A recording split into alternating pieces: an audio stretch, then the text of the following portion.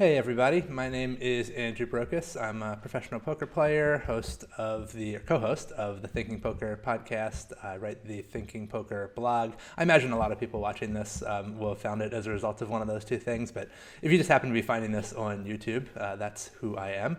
And this particular strategy video I'm recording with a friend and frequent podcast guest, professional poker player, world traveler, world-class author, Gareth Chandler. Thanks for joining me, Gareth. Thanks for that presumptuous introduction. So which tournament is this, Gareth, that we're watching? This is a W Coup ante up from September. It's now December 1st or 2nd, I guess, today. So it's a few months ago. I haven't looked at the footage. I haven't looked at the hands in a while. Yeah, $300 tournament. I lasted longer than you in it. Yeah, this is one of my favorite tournament structures, and it's just for people who aren't familiar with the way it works. The blinds, at least on PokerStars, the blinds always stay at 5 and 5, and the antes get larger every tournament. Or every round. This is why it's called ante up, and this is why you're seeing something weird happening, like Gareth limping in here with Queen 3 offsuit. Not ordinarily a play that I'm sure he would make, and not one that I would advise him to make anyway. But when you can do it for just 5 chips, and there are 100 chips in the pot, it's arguably correct to do this with any two cards. I think certainly once the antes get a bit bigger, it's correct to do it with any two cards. Do you feel? Or sorry, I guess you're getting 20-1, not 10-1 here. So yeah, I think probably getting 20-1, you can just come in here with any two. But I don't know if it's quite trivial at this level that you want to call with literally any two cards in any position. Right. Yeah, my presence here is quite extraneous because everything I know about this format is from strategy material you provided. So that was my only studying for this. I'm flattered. So I think we're just kind of going to skip through hands that Gareth didn't play so that we can cover more. Not that there might not be something interesting in those other hands, but this will enable us to cover more of the hands that Gareth did actually play. So yeah, opening ace-10 offsuit under the gun. I can actually see a case for limping here, which again, I don't generally limp in much at all, and this is not ordinarily a hand that I would limp with in early position. But considering that I'm going to be limping so many other hands and quite possibly never folding in this spot pre-flop, given how large the pot will be and how cheap it is for me to call, I definitely do try to do limping with other types of hands as well, besides just bad hands that I'm not going to call a raise with. I mean, ace-10 offsuit sort of straddles that line. It's like one of the worst hands I would consider raising from this position, so it's not really like a trappy thing to limp in with it. But I think raising with it is okay. I think limping with it would be pretty fine as well.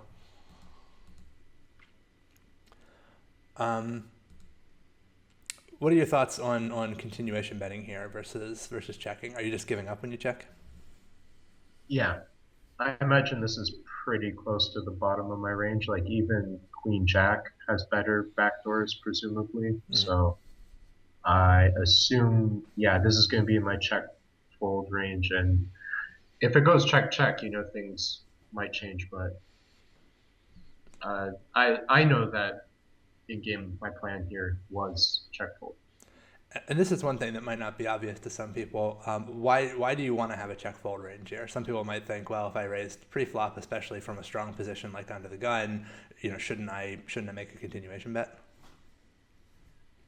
I guess I am thinking really about my equity when called, the depths of the stacks and being out position, those three ingredients. And yeah, I mean equity, like lack of my hands coordination with the board, those two things sort of go together, I guess. Um, why do like the existential question of why we want to have a check fold range? I don't know. That's a Yeah, tough. I tend to think that actually this player who calls, his range is definitely going to be stronger than it really should be stronger than ace-10 offsuit. So, I mean, the fact that you open under Yeah. the gun and that you're the pre-flop raiser, it entitles you to do some bluffing after the flop because you can have hands like aces and kings that he probably wouldn't have. But I don't think it necessarily entitles you to bet with absolutely anything. I think that can be a bit of a leak to just automatically continuation bet, especially into a player who cold calls you. It's one thing to bet aggressively into a player who calls out of the big blind, because that guy can be calling with a lot of different stuff, because he knows he's closing the action and he's getting a good price. But when someone just cold calls you under the gun raise, unless it's kind of an extremely fishy player, I think that you need to give them a little bit of respect, and you can't just kind of arbitrarily fire. So I think what you said before about Queen Jack arguably being a better hand to bet here than Ace 10, I agree with that. And I think like if you have a club in your hand, there's a slightly better case for betting. But I think that you need something other than any two cards to bet here, and Ace 10 offsuit just strikes me as one of the worst hands you could have in this spot for a variety of reasons. Does his check tell you anything when he chooses not to bet the flop? Do you garner any information from that? Yeah, I mean, I would assume that a, a random player would bet eights and sevens here, like hands that need protection or perceive a need for protection. A lot of like non-nut flush draws and up to and including the nut flush draw would probably bet the flop. So his range looks like one of the most likely hands is like ace jack, like an ace high hand that's better than mine. Mm. Uh, at this juncture, I would say. But you can have give ups as well and slow plays, I suppose, quad nines. Now, does that incline you towards bluffing the turn, or do you think that after checking the flop, he's not going to fold a hand like Ace Jack or Ace Queen? I think I can't imagine anyone folding ace queen or ace king in this situation, and I would expect most people to hang around with ace jack for at least one bet. Mm. So yeah, the three. I mean, we're not. Uh, we can't really represent much on this three, and if we bet, our hand sort of looks like what it is. So I Yeah, think I think unfortunately you have kind of given away the same information that he has. Everything that you said about the hands that he would probably bet on the flop is also true of you. So I think you're really not in any better position to represent a hand on the turn than he is. And I think a lot of people, some people might be tempted to bet here just thinking, well, this guy obviously has no pair, and they might not realize that they also pretty obviously don't have much of anything. So yeah, I think it's a pretty tough spot to think that you're just going to randomly get away with bluffing. And every once in a while, Ace 10 might actually be the best hand. He like yeah. as you said, he could be checking to give up with worse, including maybe some hands that you dominate. And yeah, in this case, he did have ace queen, but I really don't think. I mean, unless you ran some really crazy like multi-street bluff, I don't think he was ever going to fold that hand for a single bet at any point. Or I wouldn't if I were him. So I would say that was whoops. I didn't mean to skip that. I would say that was well played.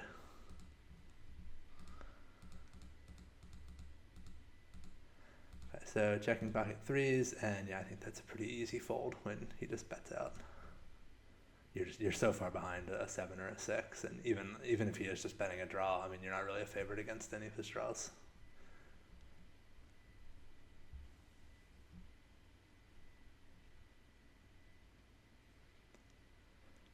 One of the things I like a lot about this format is the number of multi-way pots that develop. I think a lot of people just don't have much experience playing multi-way pots, which can be a nice source of advantage.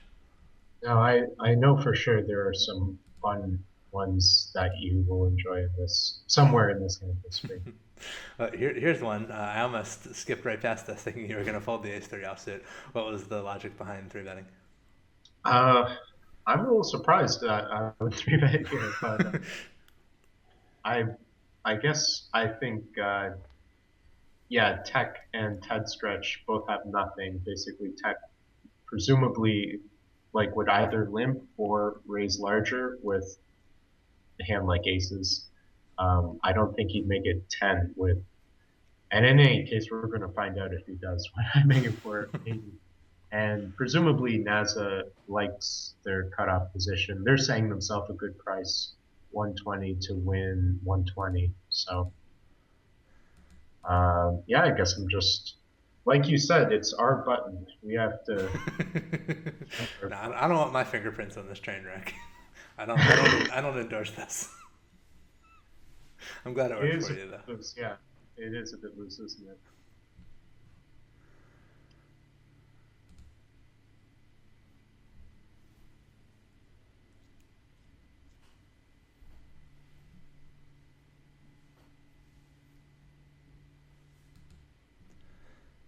This strikes me as maybe a little bit loose pre-flop. Yeah. I mean, you're getting It's about a pot-sized raise. You're not so I could see more of a case for calling on the button. I think you're not closing the action. As ends up happening, you don't get to have position post flop, and the even worst case scenario is somebody can squeeze behind you. And even Yeah. though we're still in level one, the stacks aren't that deep. I mean, by the time we see the flop, and part of this is because there's a third caller, but we've only got about a 10-to-1 stack to pot ratio. So it's not like, We're a thousand big blinds deep. what's that? We're a thousand big blinds We're a deep. thousand big blinds deep, yes. um, yeah, no, I agree. I'm not defending the full call here. I assume my thinking, like I had already read some of these players this week, but that I assume that would be my only defense, but I wouldn't put up much resistance if you said this was poor. Yeah, and I know you're being facetious when you say a thousand big blinds deep, but I think that ante up structure, it actually does tend to be pretty shallow, with everybody anteing every round and those antes getting bigger.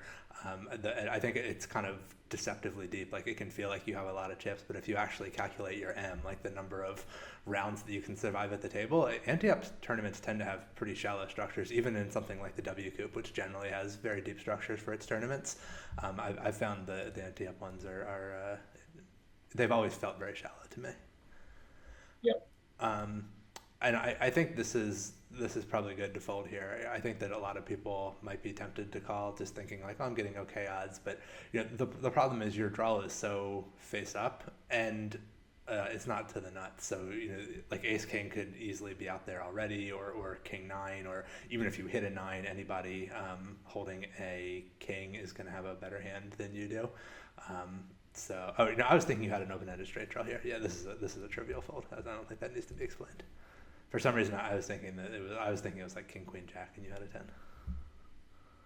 But yeah, I think calling there would be a pretty big disaster. Oh wait, did you play that?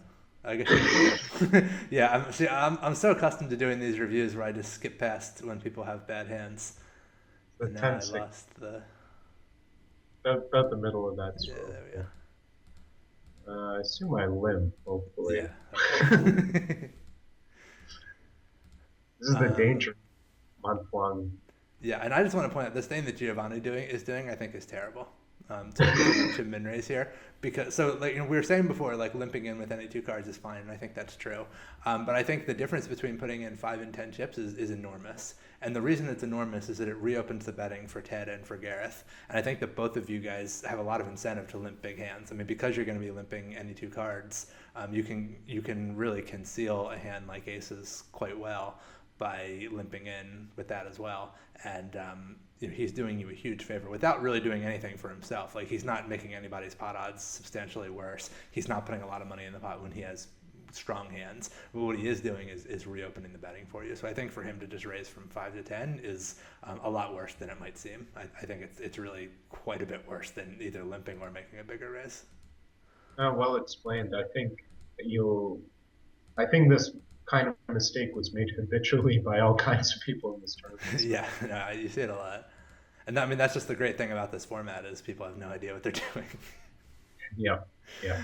Okay, so yeah, once again, like if you just think of it as, should I be calling when there's a continuation bet and two calls and I'm holding bottom pair on an ace high board? If you just phrase the question like that, the answer is no. Obviously, you should fold, but you have to pay attention to the pot odds that you're getting, and here getting 19 to 1 or whatever. I think it's a 18 to 1. I think that's a pretty easy call. Great, yeah, I think you definitely need to bet out now. There's a very good chance no one's going to do the betting for you on the turn, and you obviously now have a hand that you want to play a big pot with. How do you feel about the 9 on the river? I feel like if Giovanni has me beat, it's going to be from ace 7, ace 9, or possibly 10-9. So I think there's room to make like a 1/3 value bet here. I'm not. If I check, I'm check folding. So presuming he doesn't bet 10. So, oh, did it go check check? Oh wow, Yeah. yeah, the Jack 9. Yeah, so I think I hate basically everything about the way he played this hand. I guess it's river check is. Would you okay, but I think he should probably just. I mean, his hand is weak enough. He probably could just turn it into a bluff on the river. I mean, I don't think he's really ahead of anything that you're dunking on the turn. Um, Do you think I should value bet this river? I think what you said is right. I think your options are either make kind of a small blocking bet sort of thing, and I mean blocking slash value, or check and fold. I don't think there's really a case for checking and calling, and I don't think you can expect to be ahead if a big bet gets paid off. So I think it's pretty close between betting 1/3 pot or checking.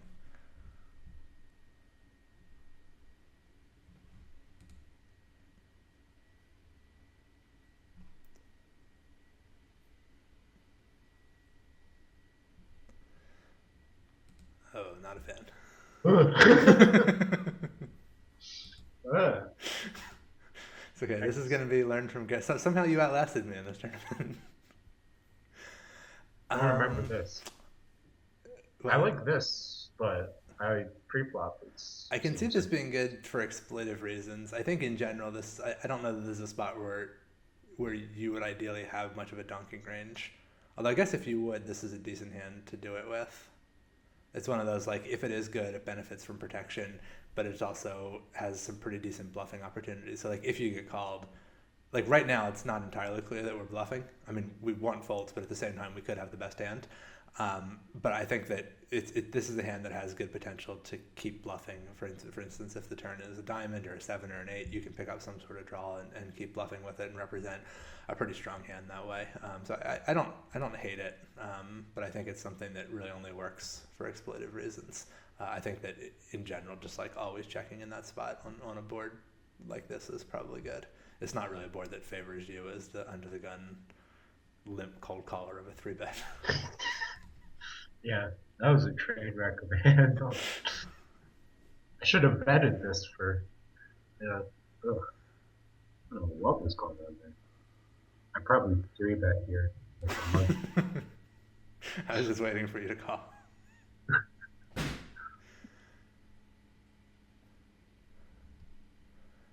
Okay, I'd say your play is perfect so far on this hand. Just trying not to screw it up. This pot gets quite big. I can't imagine I'm the one making it. So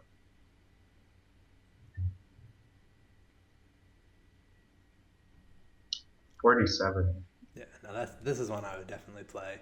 You know, whether you choose to squeeze or just call, I think is to some extent a matter of preference. But given that you're on the shallow side, I think even already, I think we're somewhat shallow. So I think that calling is probably better. With really deep stacks, this is a hand that plays nicely as a squeeze in position because you can really put a lot of pressure on people post flop when you flop some sort of draw. But here you really don't have room to do that. So if you make the stacks, if you make the pot too big pre-flop, then you're just kind of killing your positional advantage because you don't have room to use it after the flop.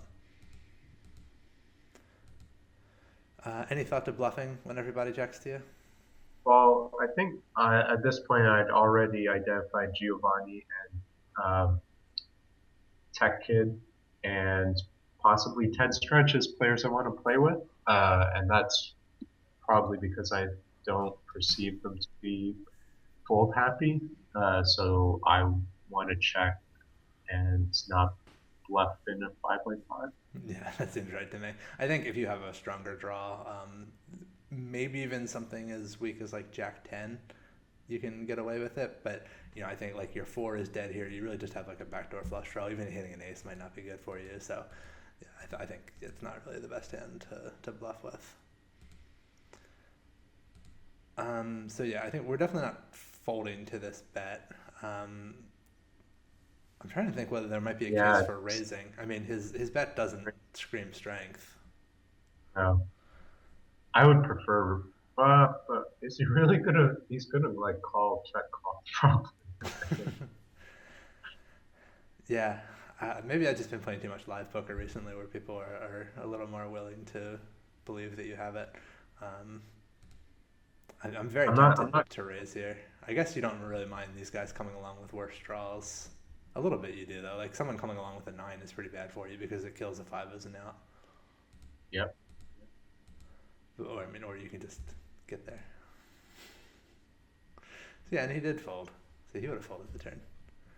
I don't know. I think that's pretty close between raising and folding. I don't hate the call, but I think that yeah, I would encourage people watching to not just call out of habit just because you have a draw. I think you should give some serious consideration to raising there.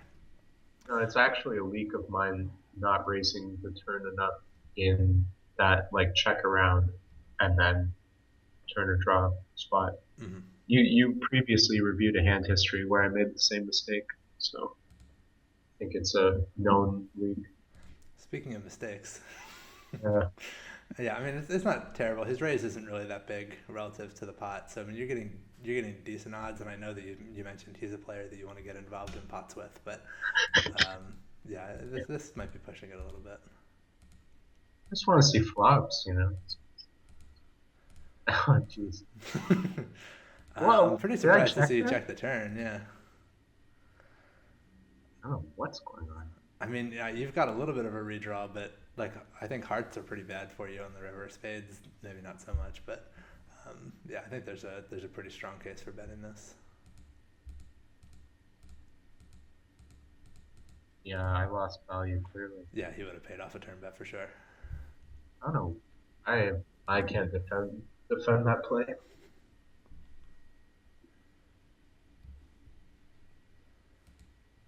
I love that this has gone from an educational video to just a berate Gareth. I swear I play Wait, better see, later. see again. I tried to just skip over it because I thought it was such an obvious fold.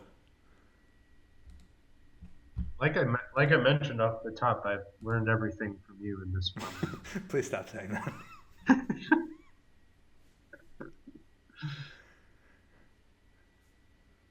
120 out of a stack of 6,600 is not a lot.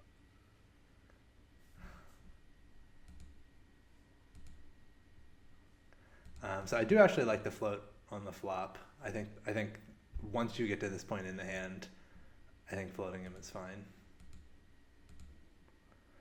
And now you've turned a double gutter, so I think that you're gonna call again. No. Yeah, I mean I guess it's a little Yeah. face up if you get there. A seven is still a pretty good card for you though. Yeah. I don't know. I'd be pretty tempted to call him again. I think mostly fold pre-flop though. Yeah.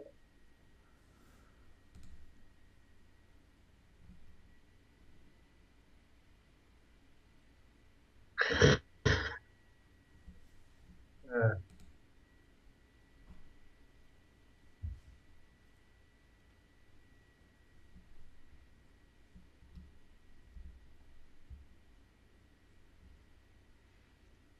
This call I like, and the big difference between pocket fours and some of the other hands that we've looked at, and this is really for the benefit of the audience more so than for you, Gareth, is that pocket fours can improve very easily on the flop. So unlike a hand like 9-7 offsuit, where it's really very difficult to flop a strong hand, with pocket fours you can quite easily flop a strong hand just by making a four. So I think there's much more of a case for trying to see flops with a hand like that than for trying to see flops with 9-6 offsuit or 9-7 offsuit. I love now you're just dwelling to see if I fold the seven deuce there. Just want. I mean, unfortunately, I can't take these things as trivial, it seems. Yeah. Ooh.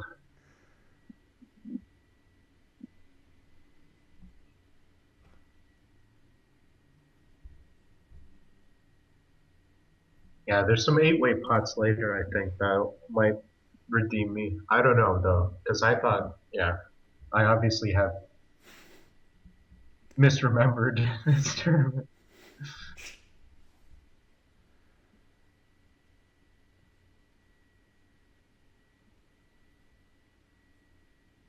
I love Giovanni folding his button, getting like Yeah, like 40 to 1.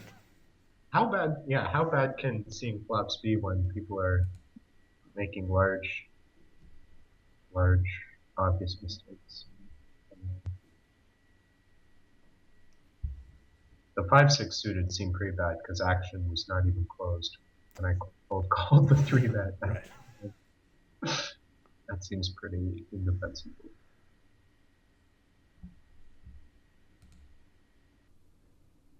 Hey everyone, sorry to interrupt. I'll keep this brief, but I want to make sure that you know why this video is out there for free for you to watch. It was created as part of a fundraising campaign for this organization here, the Bay Area Urban Debate League.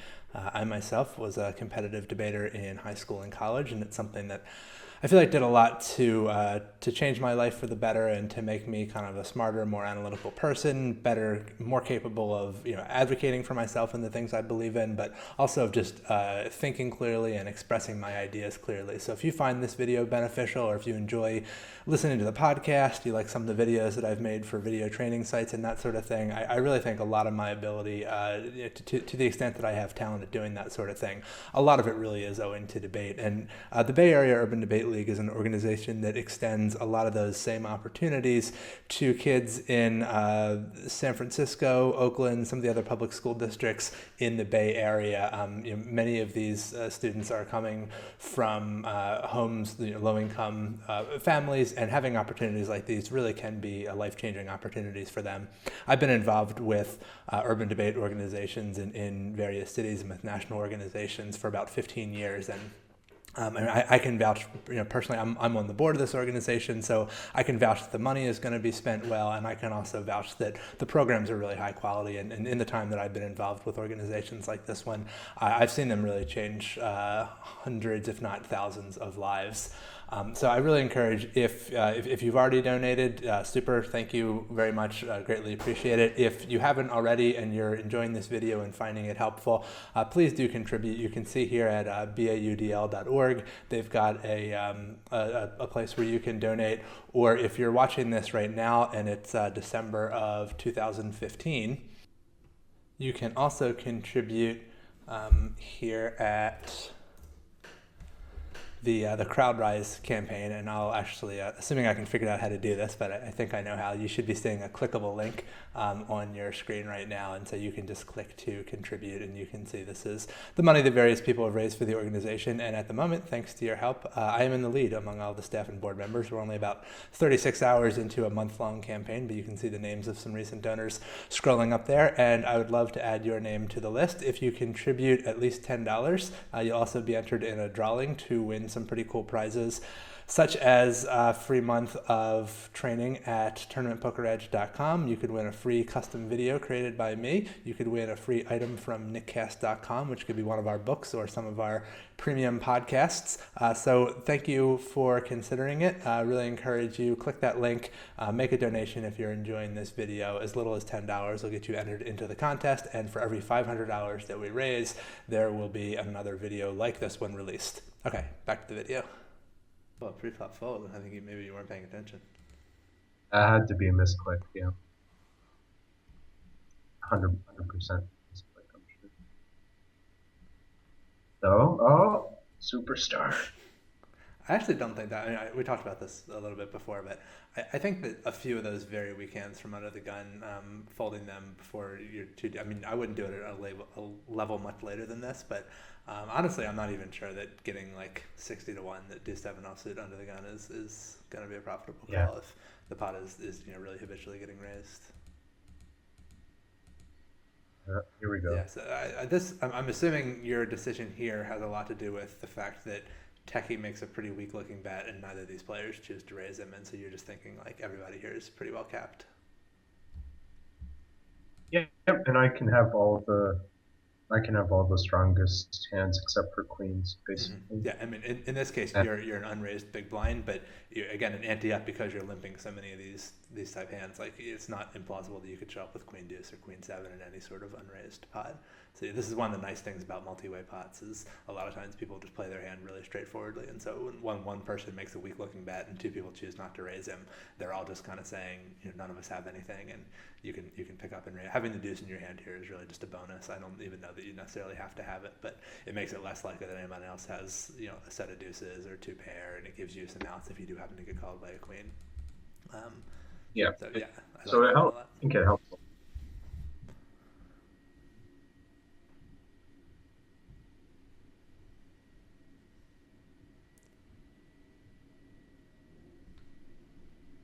Would you isolate there with this hand?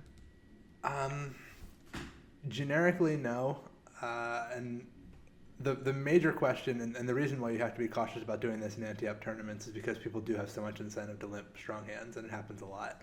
Um, I think that if you're pretty confident that people aren't doing that, then yes. I mean, I think this is a good hand for it as long as you're not really worried about people limping something strong. Like your hand is fine against not non-strong ranges, and if you don't have to worry about a limp re-raise, then yeah, I think I would just like pot it pre-flop and try to take it immediately or thin the field or whatever. But if there's a chance of people limping big hands, then I think just checking it is fine. And I mean, I do think that you're going to have a really big edge in this tournament. So like not doing high variance stuff like that, there's some benefit to avoiding things like that. I mean, as I've emphasized a few times, Israeli is not that deep of a structure, so you don't get a lot of room to recover from losing a big pot or two. It really limits your options later. This is another one of those sort of things you probably ought to avoid.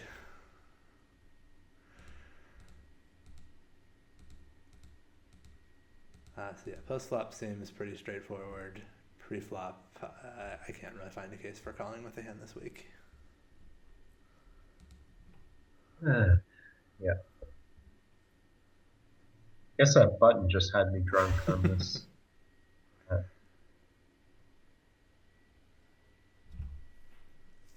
This is a call I can get behind. Pre-flop.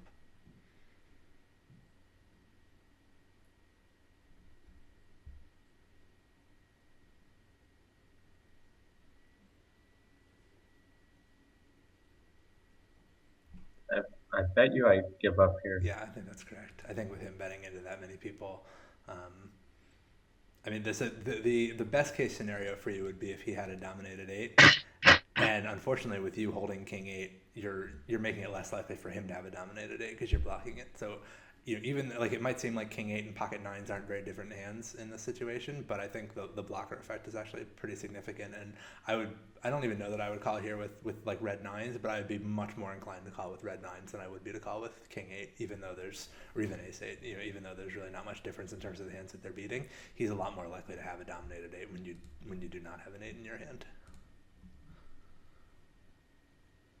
Yeah, I think that's one of those. It's like there's not much value in the call in the first place, and then you're never going to be able to feel good about your hand no matter what the board run out is, unless it like you run out a full house. Other than that, like you're just kind of always going to be in a guess, like playing guessing games sort of situation. Good fold. I honestly was afraid you were going to call there. I was too.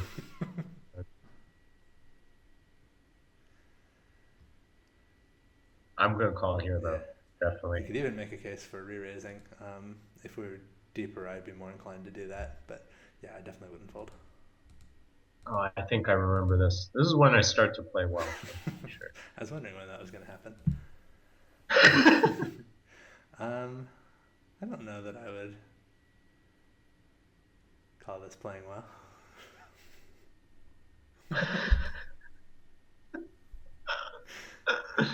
I mean, it seems like a lot to risk relative to the pot. But I need them to fold, like I'm serious. I'm being serious. Like I need them to fold like ace jack. Yeah. I mean, you'd also prefer not to put in 7,000 chips against the 10. That's the thing. I don't think anyone has a 10 really. Nasa can have a 10. Why can't Ramastar? You think his bet's bigger? He raised pre-flop, so I don't think he has a lot of 10s pre. And then and then he might bet bigger. And I guess I thought NASA's not going to knock me out of the tournament or anything. But I guess I thought I really only have to worry about NASA, and I suppose I just thought he wasn't a slow player in this spot. That's fair. I mean, I guess the other thing I'd point out is that it's better for you if Ramastar calls a flop check raise and then folds to a turn shove than if he just folds to a flop shove. So if the worst case scenario when you make it 1800 is that Ramastar calls you with ace jack and then fold, like if you're going to put in the 6,500 either way, I think you might be better off doing it in a way that enables him to call the flop and fold the turn rather than just jamming it all in now. I mean, I think it can't be I've terrible I've just ve- because it's not that easy for someone to have trips, and you have outs against trips anyway. But I think arguably a smaller check raise could be better.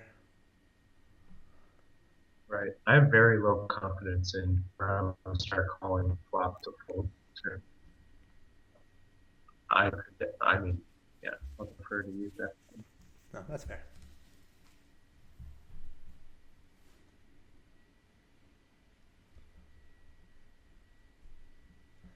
Yeah, I also don't know these players like speaking now today, so it's hard. Well, I introduced you, Gareth, as a world traveler. You're in Prague right now Yeah, yeah. for the was it NEPT?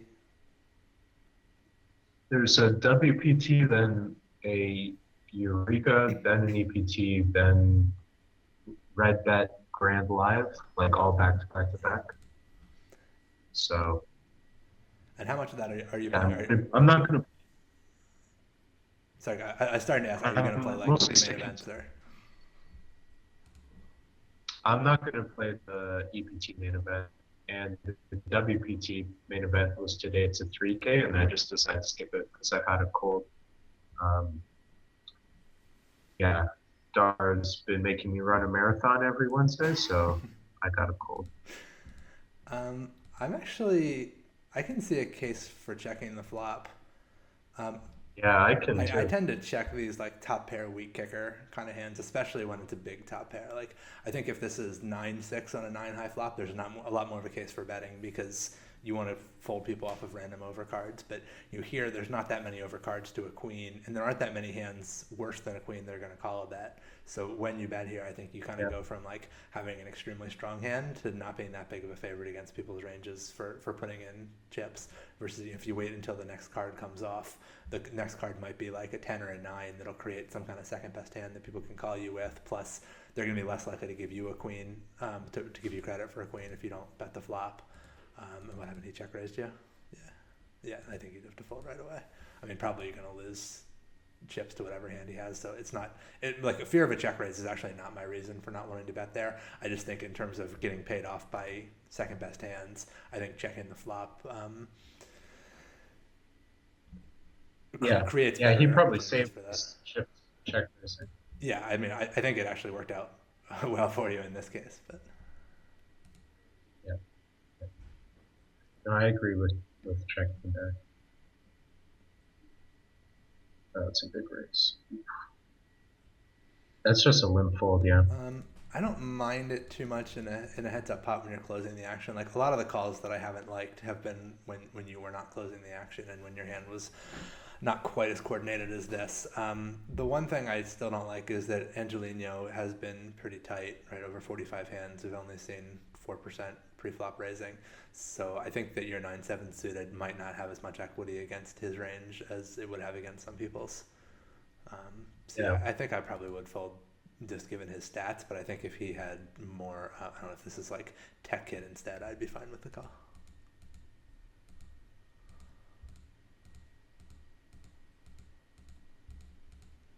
easy game, easy game. And he even had your spades dominated and you still beat him. Yeah, yeah. Survivorship bias, story of my life.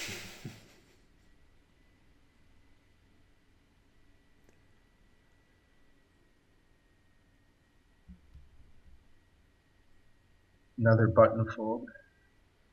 Yeah.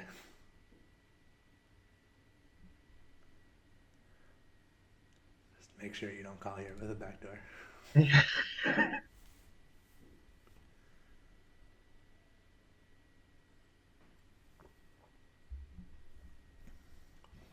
So I would I would definitely either call or three bet that raise from Dolly. Probably call given how low his pre-flop raise is.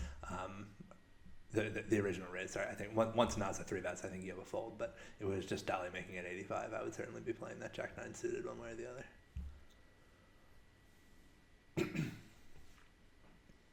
I have a bit of a cold as well, by the way, so apologies to people who are finding my voice a little bit raspy. I don't apologize for my. I, on the other hand, decided to play a tournament despite my cold, and I won that tournament. So Yeah, very well done. Pre turning on the recording, you weren't bragging as much as I thought was merited.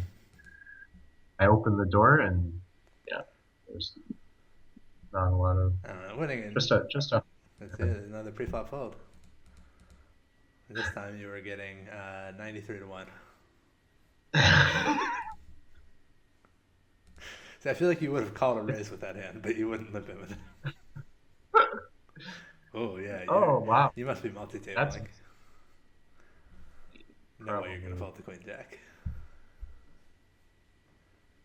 Giovanni again reopening the betting. I just want to see if he gets oh punished for this or I what he wanted to has. make it 1200. That would have been fun.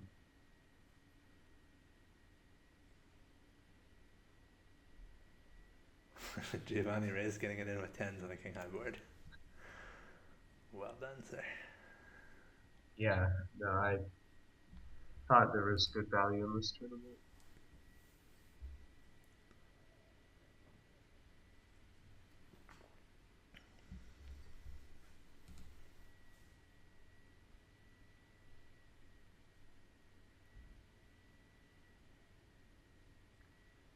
Now, winning a tournament is kind of a silly thing to brag about.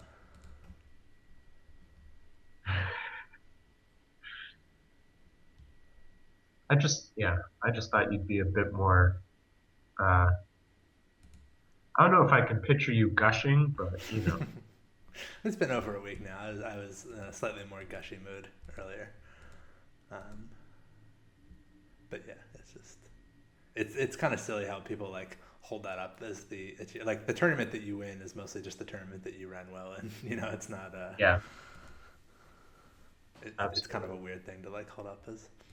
So this is pretty interesting. I think again gets the purpose of really paying attention to sizings and stuff. So technically Tekkit is opening under the gun, but it's quite a small raise, only about a quarter of the pot. So I think calling pre-flop with the ace-8 suited and having good position is certainly the correct decision.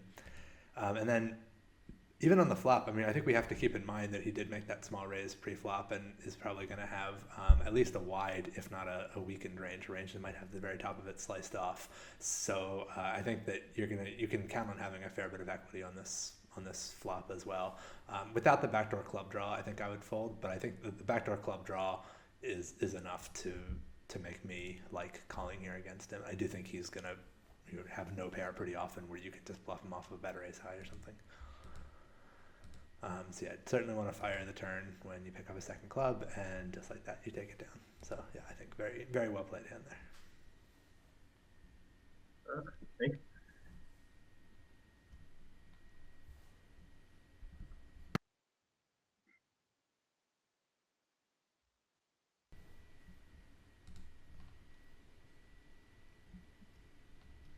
we don't need to.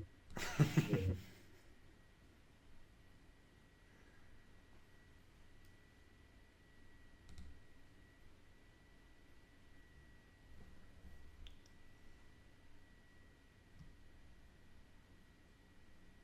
This hand's considerably better than seven deuce off, Agreed. and I flop with that shot.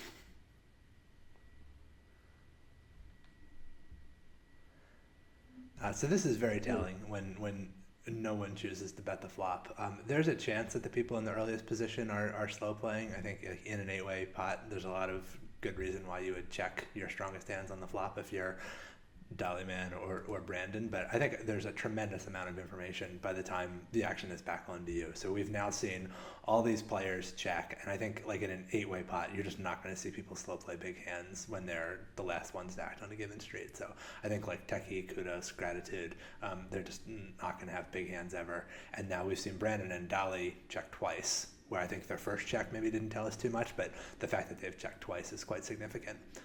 So I would understand if people watching this have a general rule of like not bluffing in 8-way pots. It's a reasonable rule. But this case, I think with Gareth having a double gut shot and with people having shown so much weakness with all this checking, I would say betting here is pretty much mandatory. And I think there's I'm surprised. I really thought you were going to take this spot, Gareth. I thought I was setting you up to look like a genius. I know. I know. Yeah, I think you just have to play aggressively when your opponents have shown this much weakness and you have a strong draw but a weak made hand, like six high. There's just so much value in betting. I would actually fold now. I don't think he's betting a worse hand into this many people. But I think that betting the turn, there's a very good chance you win the pot. I-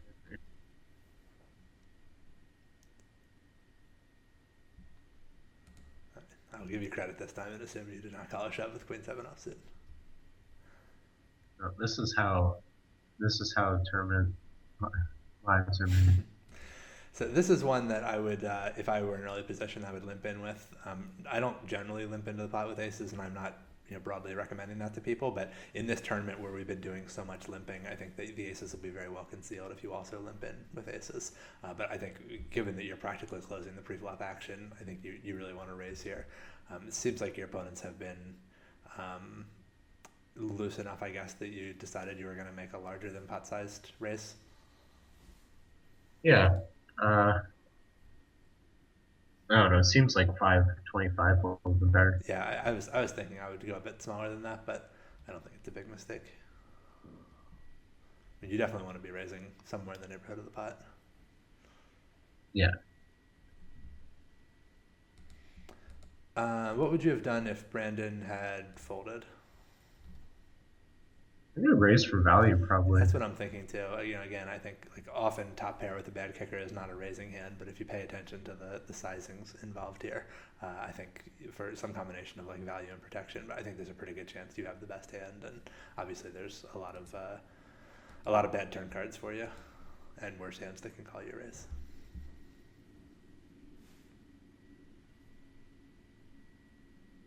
Yeah, Tech Kit has really given us a lot of information to parse effectively, it seems like.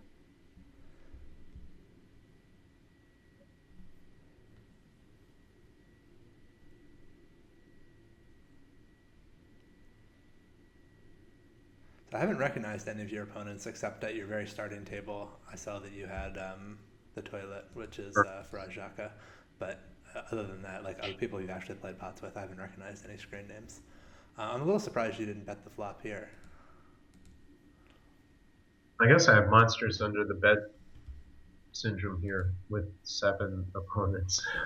Yeah, I can understand that. I think like if I were at a position, I don't know that I would bet. Like I don't think I would bet if I were in Swordfish's shoes, but I think being in the cutoff, there's a pretty strong case for betting here. I mean, these guys might be slow playing something, but I kind of doubt like Techie or Kudos or Grat Dude or Brandon, any of them is slow playing. So I think something like a half pot bet is warranted.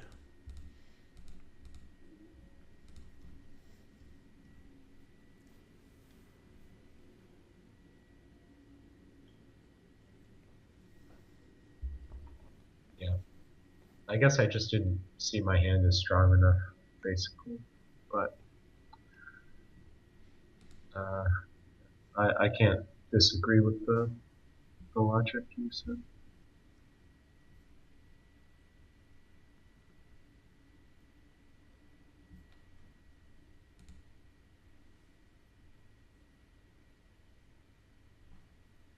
Oh, that's the mark of a fun player, inconsistency with this, you know, Yeah.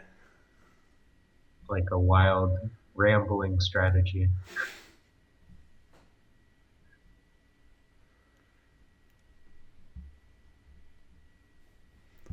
Yeah, that's one of the many skepticisms I have about people who tell me that they play by feel. There might be a couple of like really great players who are kind of capable of doing that and actually have like a good feel, but most people when they play by feel just end up being extremely erratic and spewing information. Yeah, yeah.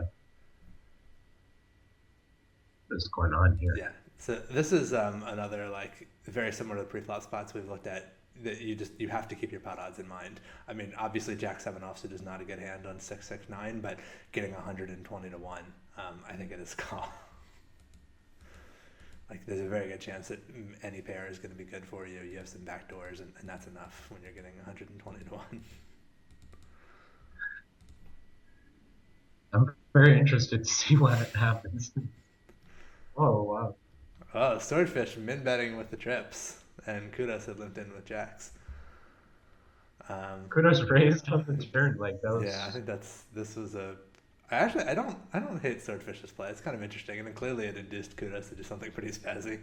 Um, but yeah, I think Kudos. I mean, Swordfish's play is certainly weird, but I don't know that it's terrible. Kudos, on the other hand, I would say that turn raise is pretty bad.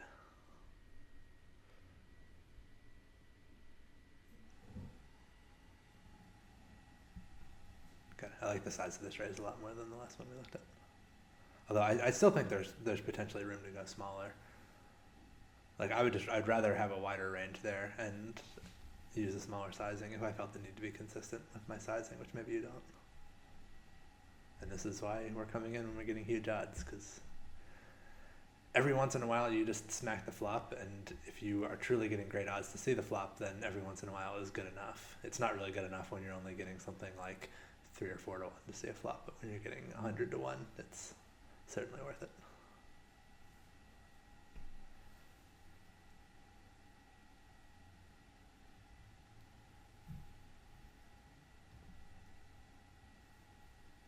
Thank you for not betting. we'll see if I muck up here.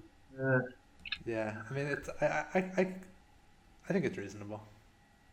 I think I guess we can't quite raise. yeah, I don't think you can raise, and I think that well, you've really only got 3 outs. I mean, the 7 of spades, I don't think you're going to win on that card. So you're looking at getting 14 to 1, drawing 3 outs. And that even those aren't to the nuts. Yeah, this could actually be a fold because you're not closing the action either. I mean, I can understand why you called, but and I probably would have called in game as well. But looking at it now, I think this might actually be a fold because 3 outs plus not closing the action is pretty bad. Yeah, and as you said, 3 decidedly not outs.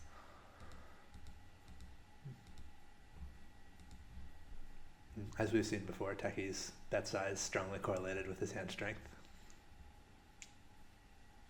as we've suspected before. And he's got all the chips though. I love when that I was just playing in Edinburgh, and it's like people have the narrative of their tournament day, and whoever ended up with the most chips from the table at the end of the day clearly played the best, you know? Yeah. Or is like vindicated in whatever they done to get there. Yeah, I mean, I think live poker and tournament poker are both extremely conducive to that kind of like results oriented thinking. And then on top of that, like people's desire to turn things into a story. Yeah, yeah. The narratives are the need for narrative is amazing. And they're like, just you could have a couple of periods where you're not getting dealt any good cards, which in live poker, like 4 hours without really getting into a good situation it's only about 100 hands. It's really not that surprising that you would have a 100 hand spell where nothing particularly good happens for you, but people will be like, oh, I was off my game in the morning and then I really pulled it together after dinner, and it's like all that happened was you got dealt better cards. Yeah, I like this with gratitude, just shoving a pot size bet. I don't even know that I would raise. I mean, I can see the case for it, but I'd be pretty tempted just to call him. I mean, I think no one else is getting a particularly great price to overcall you. It's not like you really have to raise to drive people out. And the raise actually commits you. I mean, I think it's kind of hard after you raise. I don't think you can really fold to a shove from like Flippity or Swordfish or even Angelino. I think actually calling here is notably better than raising. I don't know that I'd really want to have a raise. Can I push back Yeah, please. a little bit on that? Like it seems like they'll be getting 3 to 1 to call behind. Yeah, but it's a big chunk of their stack, and they probably just have nothing. I mean, a lot of times they're just going to have like Queen 5 offsuit or something. And right. It's also like it is committing a lot of your chips if one of them does actually have a hand. Like I don't think I wouldn't be that excited if one of them jammed on me. Oh no, not at all. But I don't know that I mean, I think you are kind of committing, like basically what you're doing here is against about half the table, you're committing 5,000 chips to a 2,000 chip pot or 1,500 chip pot. Right, but does it uh, give me a lot of fold equity that from hands that would otherwise join the fray. I mean, I'm That's tempted to say no. I could be wrong about it. I just think most of the time they have hands that aren't going to call anyway. I don't think there's that right. many hands that are like going to call 700 but not for 1500. Not ace 10, for Right. example. Or at least that's going to be a very small percentage of what's out there. Yeah, those dominating hands aren't going to be worth the extra 700 that I paid to get them Mm. out. So they're quite infrequent. And yeah, like most of the dominating hands are, tens plus and ace king, which if they're out there are not folding. Yeah.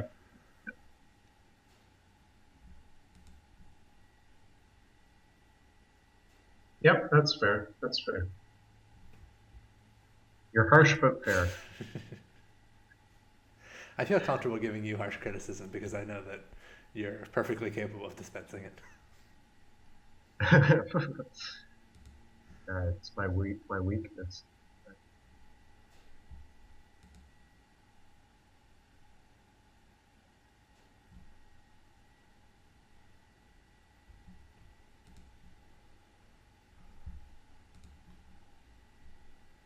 That limp raised. What'd you say? Uh, Tech Kid got limp re-raised there in the last hand About time. for all the chips.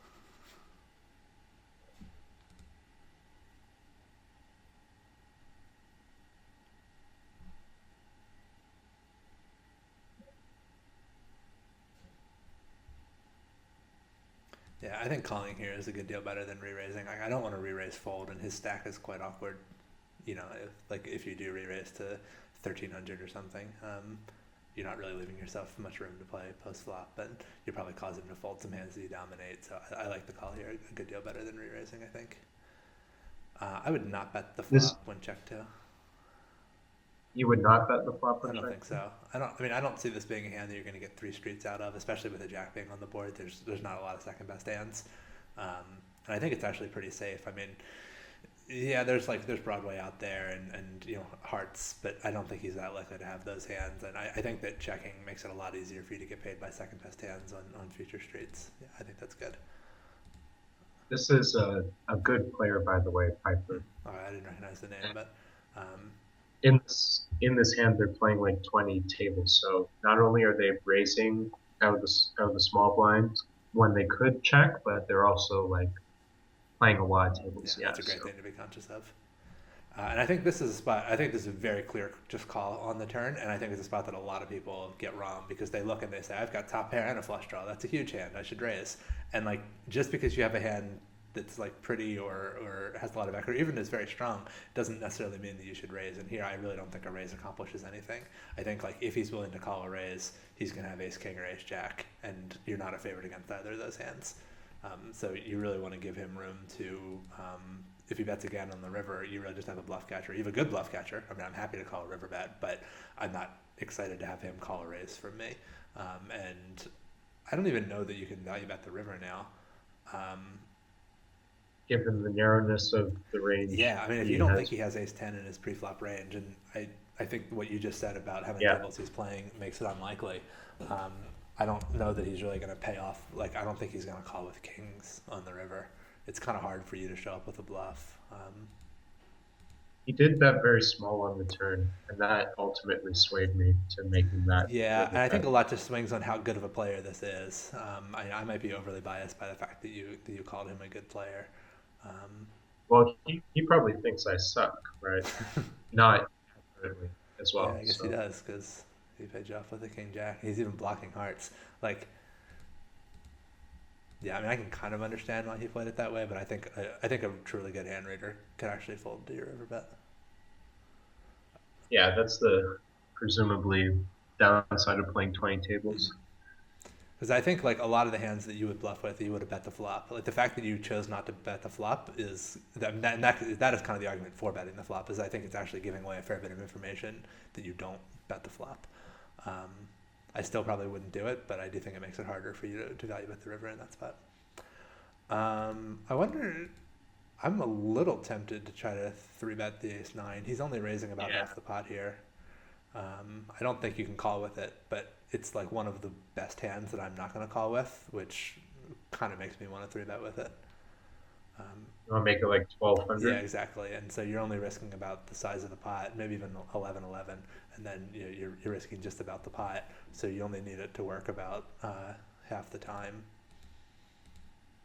I mean, as it turns out, Angelino makes the same play, and maybe it was just waiting there with a monster, but maybe it was making a play that he wouldn't have made if you had made the play first. Not that that's how we should evaluate. Just it would have worked. Oh, it was the right play then. Mr. Andrew or Andrew is also, well, he was a player who was doing well in this particular WQ Yeah, series. his name does actually look a little bit familiar to me as he folds, getting 72-1. I didn't say he played this format well, but he made some final Mm. tables. I think he even won one of them this series. I like the call with the 10-9 suited, especially given the size of his race.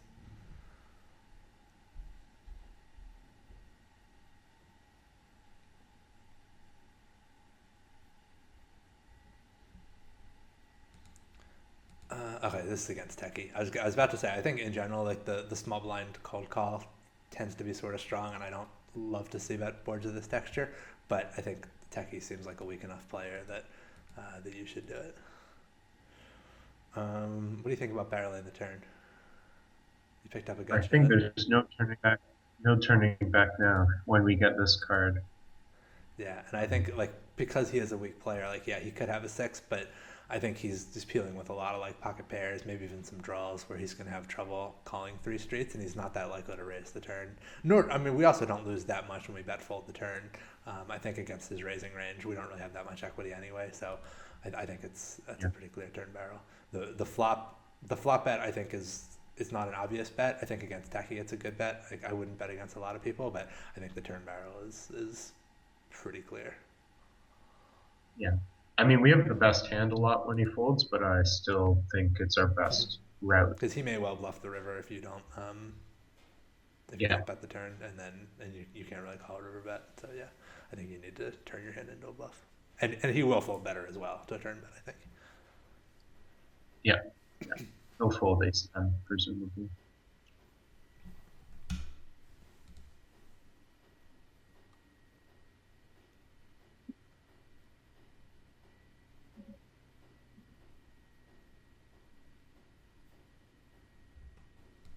What You must be happened? disconnected, right? Hmm. That's the only circumstance where you would be folding the big blind there. Poker stars, man, they're just taking everything away from us. It's taking, take. Where were you? Were you in Norway when you played this? I was in the Dominican Okay. Republic. It's amazing, like, all my friends never, like, in no instance guessed correctly where I was at, like, anytime some retrospective You're not that easy to keep comes up up. with, especially now that you're not on Twitter. When you were on Twitter, I usually had some idea of where you were. Okay. Yeah, that's fair. Though Dara posts a picture of me every day. Seems like, wow, he folded there. Wow. Yeah, that is surprising. I like your four bet nonetheless, but yeah, it is a bit surprising that he folded.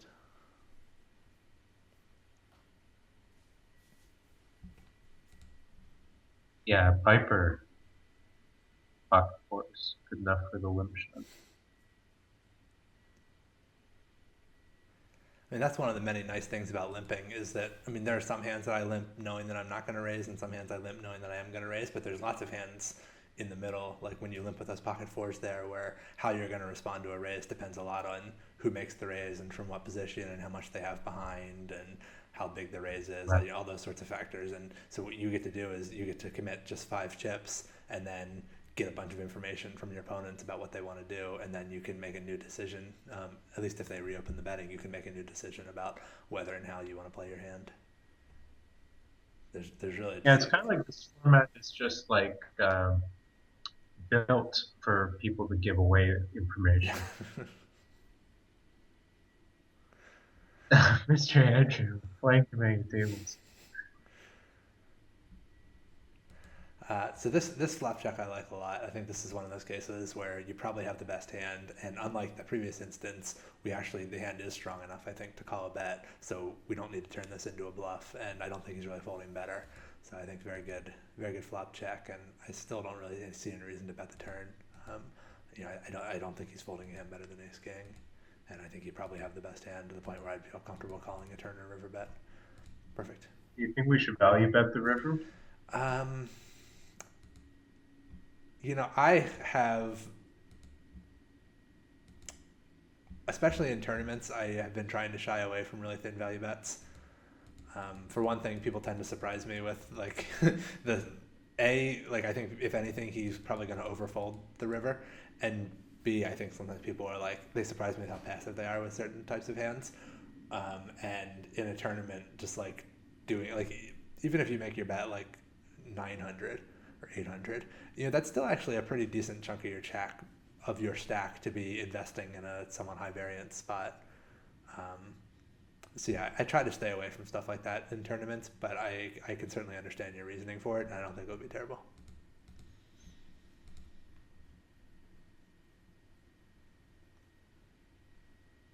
Yeah, I don't really think he would have called with like ace nine, so we're kind of just it's only ace jack, ace ten, Right. only ace jack really. And the thing is like that, I like that three bet a lot. And the thing is that's it's a small enough part of his range that he doesn't have to have that many weird, not even slow plays, but just like weird better hands than ace king that he checked for some reason before your bet no longer becomes good. Like because there's so few second best hands that are actually going to call you, you have to have a really high degree of confidence that you have the best hand. I like, Ooh, yeah, I know before I talked about checking top pair with a bad kicker, and I started to say I like this, but I think with the number of draws on the board, there's more value in betting yeah, this than there was with that queen three we looked at before. I mean, all that said, it's not terrible, but I think I'd rather bet because I don't know that. it is a sense way. Yeah, Yeah, I think you can't really call that turn bet. like in fairness, like that's not even a good flop for my hand. So like, Yeah, yeah, it's more just because you had the button and no one had shown any interest. I think that you can bet in like, right. I mean, you are kind of hoping for folds, but you will get called by worse. Yeah, I was about to say Is I think raising is better than calling here. I got three to a straight flush there.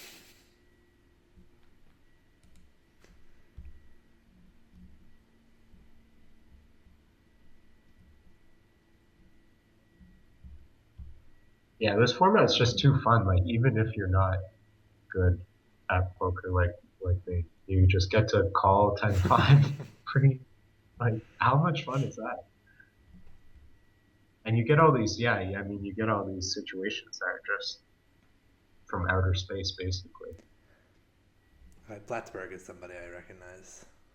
Oh yeah, yeah, absolutely. What's his real name? Matt Vengren. Yeah, I believe so.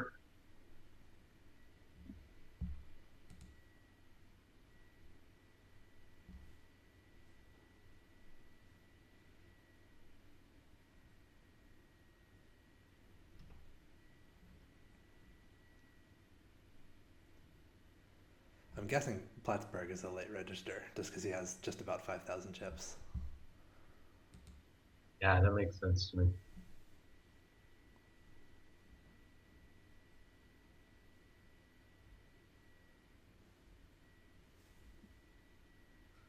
Huh. I think that's a good check. Yeah, Plattsburgh, I'm sure, is capable of moving big hands in early position. I don't know about everybody else, but good. yeah, that would have been a nitty fold. I folded that.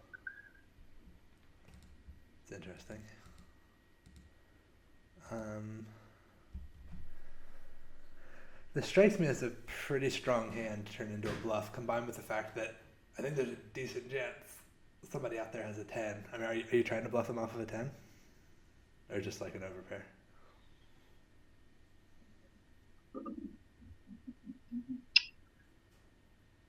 I mean, I imagine I thought that gratitude could fold 10-9 or something in this spot. Yeah, I didn't feel like I had a lot of showdown value. I know that after the information we got on the flop and the turn. I mean, I feel like the main So reason you I don't have a presume. lot of showdown value is that somebody just river trips.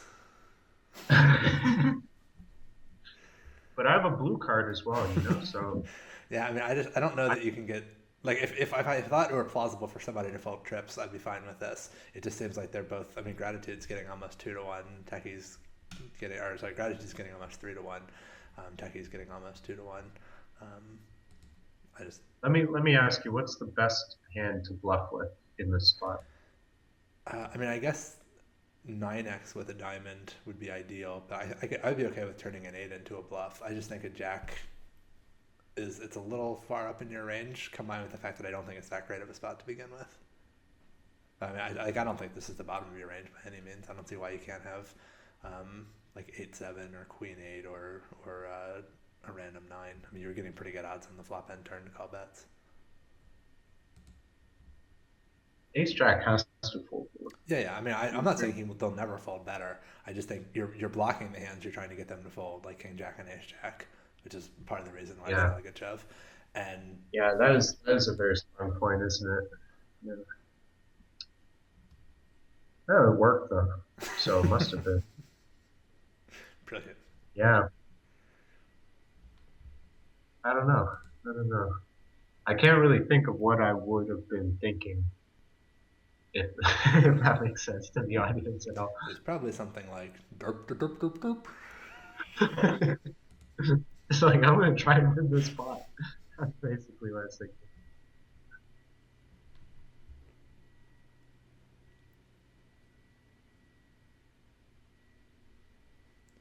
I assume I'm gonna try and win this one as well.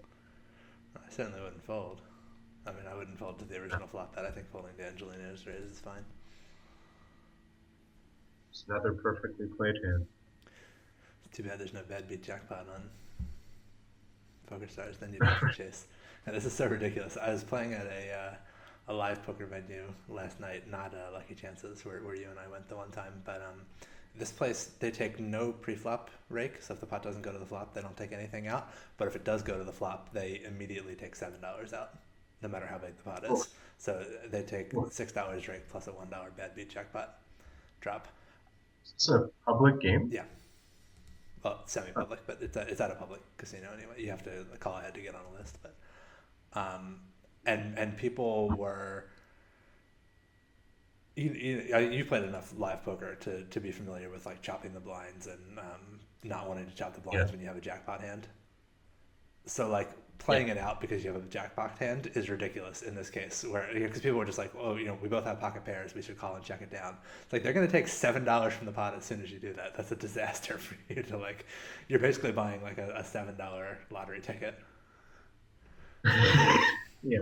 I mean, it's great for me because I'm not paying anything and I get a table share if they happen to hit the jackpot. So, I mean, I don't mind if they want to do it, but it's so funny how much people overvalue those jackpots or don't really think about the like A, ignore the rake, and B, just like focus way too much on the possibility of winning a jackpot. So this is another one where I think calling is much better than raising. Especially here, he's jamming 2x pot. So like even when you call, people aren't going to be getting particularly great overcalling odds. And then on top of that, like raising commits you to call shoves from Angelino, Plattsburgh, Junia, and I think you probably have room to fold any of them if you just call.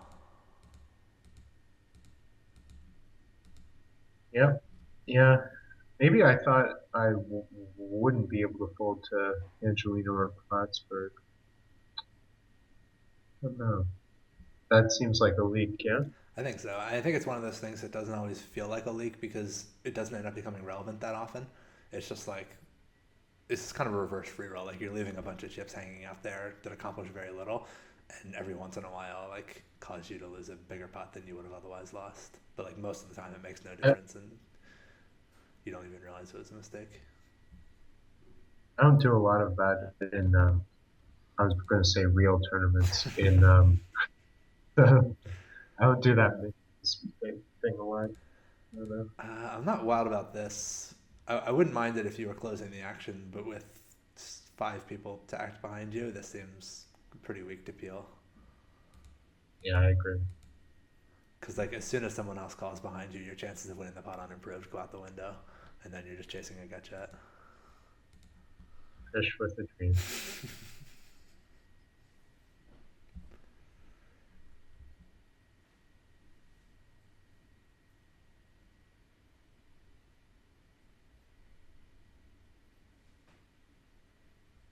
Yeah, yeah. So just fold the flop. Yeah.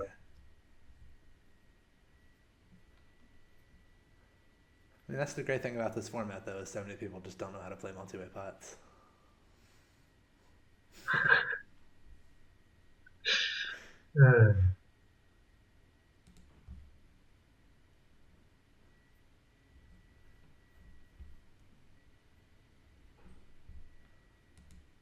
I'm just loving life, loving calling that five.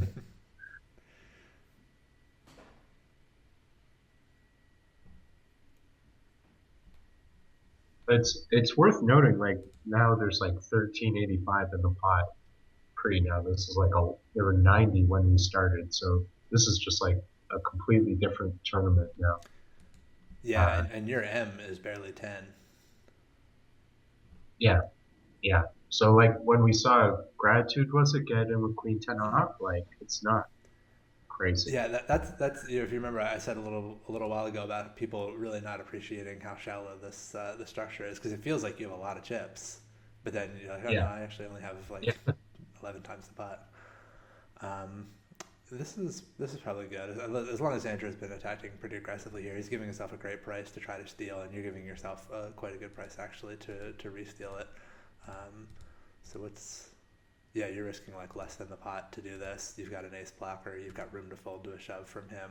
I'm very suspicious when he calls you. I think yeah, that's just a yeah. huge Alarm hand bell. from him. So I think you have to be checking and giving up. Like I don't think there's any flop that I would bet. Even if you flop an ace, like there's no case for betting. I think he had a huge hand there, or he made a bad call. Yeah, yeah.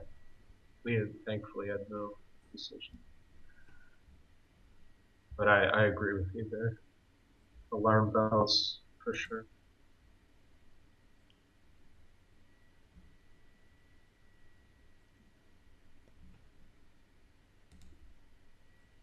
But yeah, he's still sticking with that half pot, trying to get away with half pot. I mean, it's a great thing to be able to get away with. You don't have to get away with it very often for it to be a pretty sweet play. I think you should probably be making somewhat smaller raises yourself.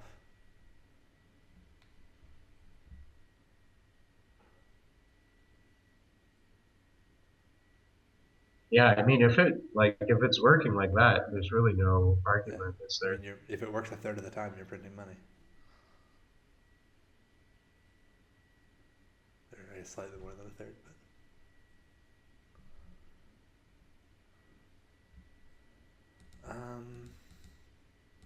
Assume I'd seen gratitude shove between 10 yeah, he's and jamming just like 4x the pot. Um, I mean, I guess you can have a couple of smaller pairs than yours. I think you're if you were guaranteed that no one else was going to come in behind you, I think it's fine. But I really don't think it's impossible that someone is over limping a hand that can overcall the shove. I think this is close enough that I would probably fold it. do you really think though that like we've been watching and Angelino and Swordfish and like I don't perceive much of Yeah, I guess a threat. Plattsburgh is really the only one who's liable to be doing it. Yeah, maybe I'm being a little risk averse there. Again, I do think I just think it's a profitable call against gratitude, but I think it's close enough that I was thinking the Yeah, risk of somebody waking up behind you might be enough to swing it to a fold, but I'm based on what you said, I think I'm probably overestimating that risk. I don't really like that. yeah. I wonder what I'm doing You're here. risking like pretty close to full pot from first position when you could just limp in instead. Really, I was not convinced by like Mr. Andrew and Plattsburgh 700 that was because in when we like 2x to win 2.5x in a real tournament. I presume that was my thinking, like that. Why not also risk a similar amount to what's in the middle? Because you don't have to. I mean, like Yeah, the main fairly thing fun. in a like regular tournament is that there's one player who's going to be getting very good odds to call you. That's right. That's right. So this is, yeah, that really cuts to the heart of it.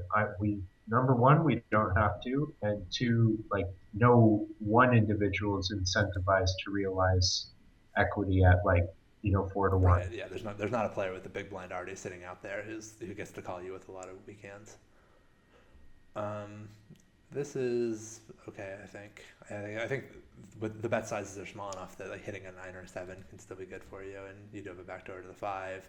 You have the potential. Like I think this is very good to represent the 5-3. Um, Oh, what a lead! What a superstar! I do like that play a lot.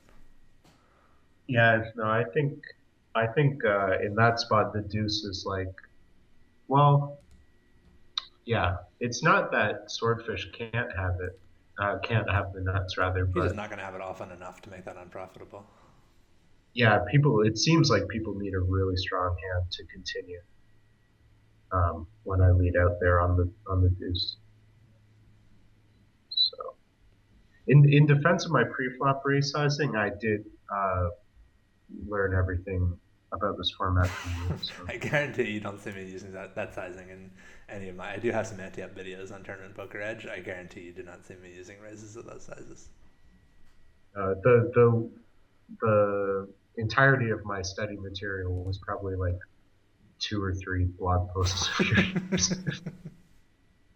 And like I didn't even read them in advance of this format, like the actual tournament. I just meant I had read them, At some you point. know. So it's all worth it for that lead with the 9-7. I like that play a lot.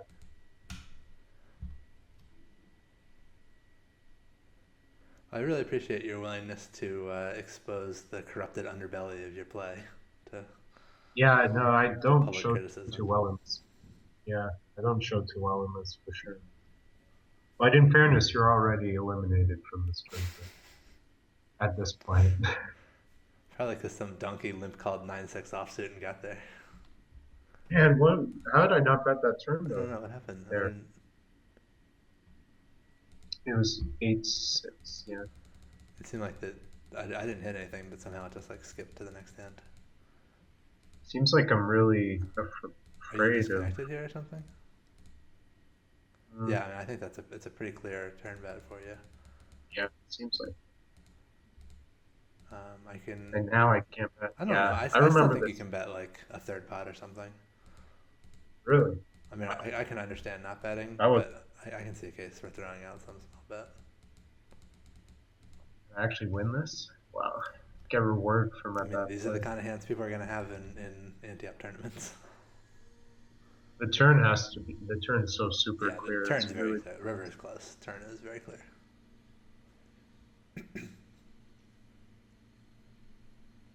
Like those ascending numbers 1, 2, 3, 4. I kind of like those, but I like the same number more. 11-11 or 8-8-8.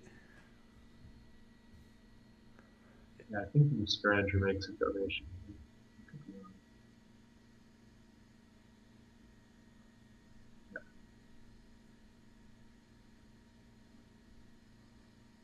And that's how you win a W cube, people.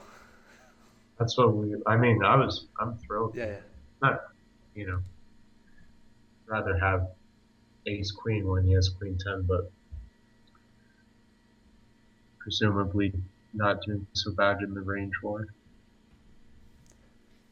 And like the fact that he's live against Ace King makes his shove not atrocious, but I don't think it's good. I think I'm playing ace queen the same way in that Yeah, spot. and obviously tens plus, So, but at the same time, like he does have equity against Ace King. He has equity against deuces through 9, so it's yeah, no, it's it's yeah, certainly not the I same can't. as jamming deuce 7 offsuit. No.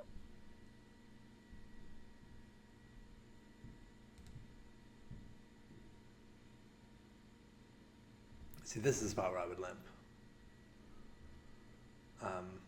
This I mean, right. I can see the case for shoving, but I think there's a very good chance that someone's going to raise for you. I mean, especially with like Mr. Andrew being in the big blind, who we know he's willing to, raise kind of aggressively at these pots. Plattsburgh might raise. Someone might even just make a min raise behind you.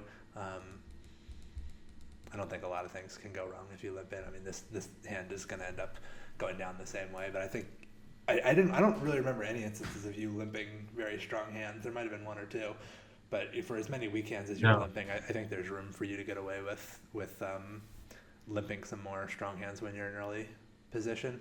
And the maybe even the biggest thing I would say, I mean, we saw some hands that I wouldn't have recommended calling pre-flop, but I mean, I can actually understand your logic for those. The biggest like overall feedback I would have is trying to limp a bit more. I mean, that's just specific to this format, and then the smaller sizing on your raises. I don't think it's a coincidence that you're seeing people like Plattsburgh who are only risking about half the pot to try to get away with their pre-flop steals, and it enables you to raise much wider ranges as a result. Yeah, there's no debating it because we saw that it was effective.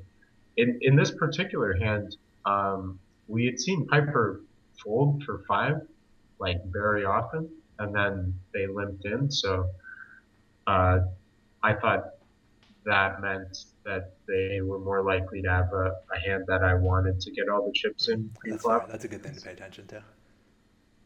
So, because yeah, like look at Piper, we have 258 hands, and they're playing the V50 27. And yeah, just over the past hour, we've seen them fold a lot pre-flop, first act or second act. Yeah, So you made a comment off the air that I think is worth discussing now about whether HUD was going to be useful in anti-up. And I do think you want to make sure that you do this thing for those of you who don't know. If you double click it, it'll just show the person's stats from the current table rather than like whatever stats you might have on them from previous play. And it turns out I actually do have some other hands with swordfish besides this tournament, although not very many. But people's stats in an anti-up tournament are going to look very different from any other one because of all these weird pre-flop spots that arise. And so you see Gareth playing 63% of hands pre-flop, and even a fish like Gareth does not have 63% VPIP in a normal tournament. So you yeah, do want to make sure that you're only looking at stats from anti-up, but I do think it's useful to be able to see that, okay, Gareth clearly is someone who's limping into pots when he has the opportunity versus Piper or Edgar who are not limping into pots. And we can see like clearly Gov or Gratitude generally are coming into pots when they're getting those odds, and it makes a big difference when you see someone like Piper limp in early position. Not that he'll never have weak hands here, but his range is not going to be nearly as wide as Gratitude's is when he limps in under the gun. That's a very good thing to be conscious of. can we double click on Piper for chance? Yeah, so you know, 44 still isn't probably as high as it Yeah, should I be. actually just made that mistake I was talking about of assuming that somebody's, or not realizing that I had other stats kind of muddled in here. Um, Probably the same thing is true. It's an easy one to make, Yeah. yeah. So at the start of the NTF tournament, you really should be in the habit of double clicking all of these. But yeah, so thank you, Gareth, for being willing to subject yourself to public criticism in this way and for sharing your wisdom here. Yeah, anytime. I mean, it's a good cause, and I learned a lot for free, so I can't complain at all. And I'll just remind everyone watching one more time, if you enjoyed this video, found it helpful, please contribute to the cause. You can go to crowdrise.com and search my name, or actually I'll just figure out, I'm not real familiar with YouTube, but I'll figure out how to put a link on here. So click the link that will be showing up on your screen. If you've not donated already, show up, donate. For every $500 raised, I'm going to be releasing another hour of videos like this with guests like Gareth.